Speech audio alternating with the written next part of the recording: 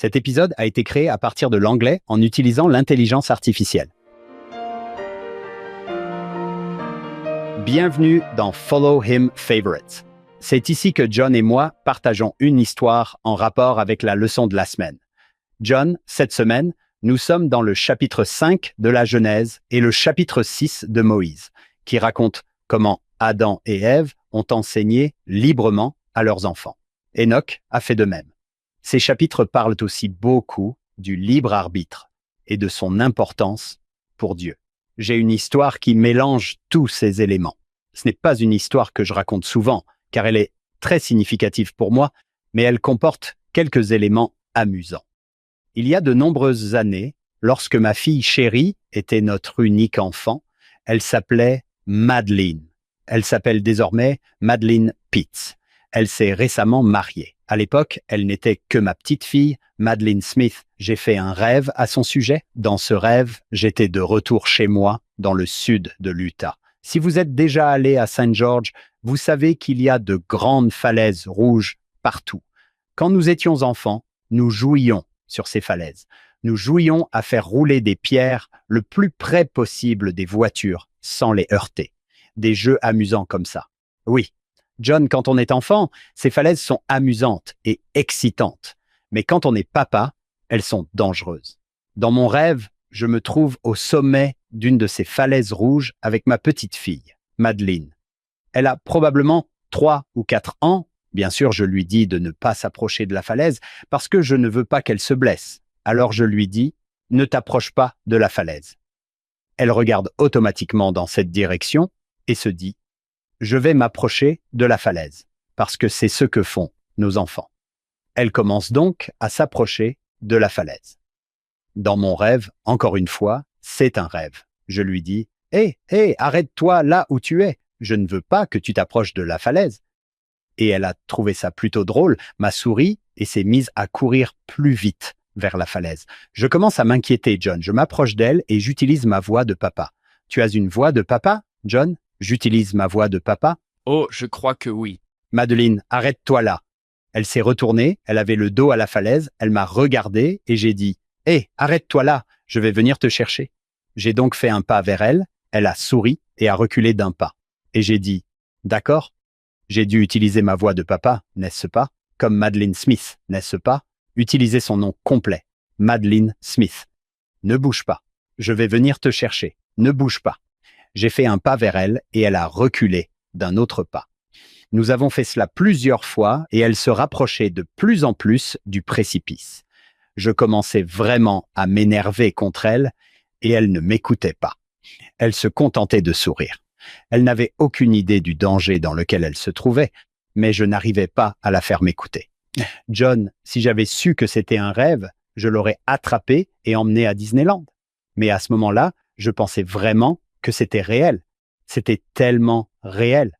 Je ne suis pas une rêveuse. Ce n'est pas quelque chose qui m'arrive souvent, mais c'était vraiment intense.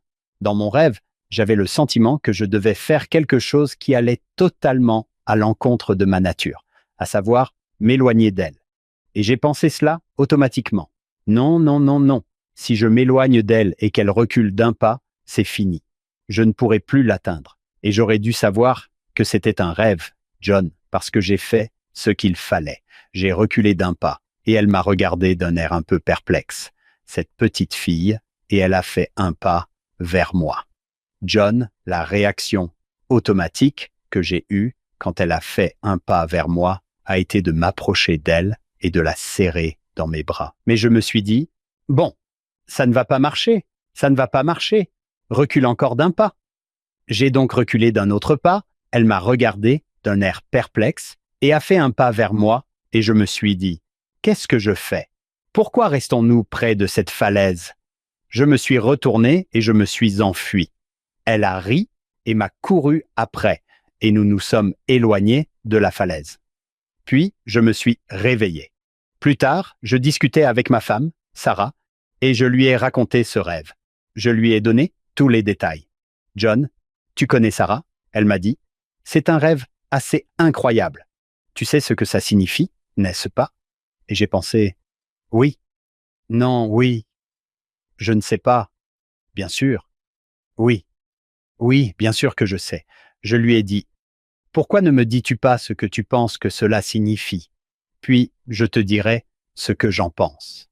Parce qu'honnêtement, John, jusqu'à ce moment-là, je pensais que cela signifiait ne pas manger de pizza après 23 heures.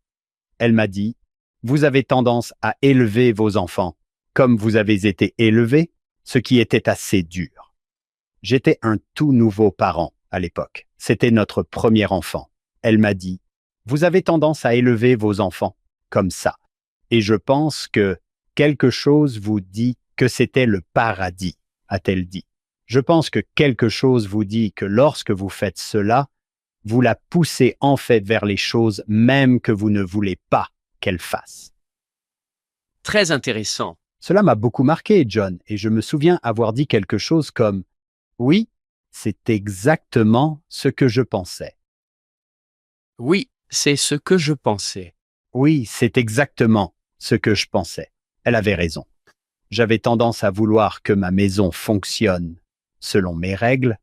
Tu as 3 ans, prends une brosse pour nettoyer les toilettes. On se met au travail. Tu dois mériter ta place dans cette maison. Et puis, Sarah a dit quelque chose qui a vraiment changé ma vie, John. Elle ne l'a pas fait exprès. Ce n'était pas un moment important. Il n'y avait pas de musique. C'était juste quelque chose qu'elle a dit comme ça et que j'ai noté. Elle a dit, en tant que parent, nous devons apprendre. Il ne s'agit pas de forcer, il s'agit de guider. Il ne s'agit pas de forcer, il s'agit de guider. Je suis immédiatement allé dans mon journal et j'ai noté cela. Quand j'ai vu cette leçon, le titre de cette leçon, Enseigner ces choses librement à vos enfants. Je n'ai pas lu Enseigner ces choses de force à vos enfants. C'est très bien. Je pense à Jésus en tant que bon berger et, dans l'Antiquité, on guidait les moutons. Dans les cultures occidentales, nous gardons les moutons avec notre Ford F-150 et une meute de chiens. Mais dans l'Antiquité, on les appelait par leur nom.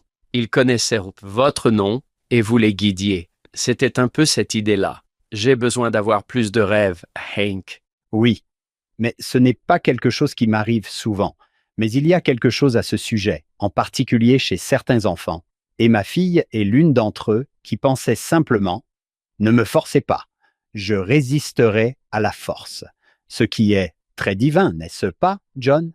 Je veux dire, Dieu n'est pas forcé de faire quoi que ce soit. Il n'est l'esclave de personne, mais parfois, nous pensons que la meilleure façon d'aider nos enfants est de les forcer à faire quelque chose. Cela peut être assez contre-productif. Beaucoup d'entre nous, parents, devons malheureusement apprendre à nos dépens. Nous espérons que vous vous joindrez à nous pour écouter notre podcast complet. Il s'appelle Follow Him.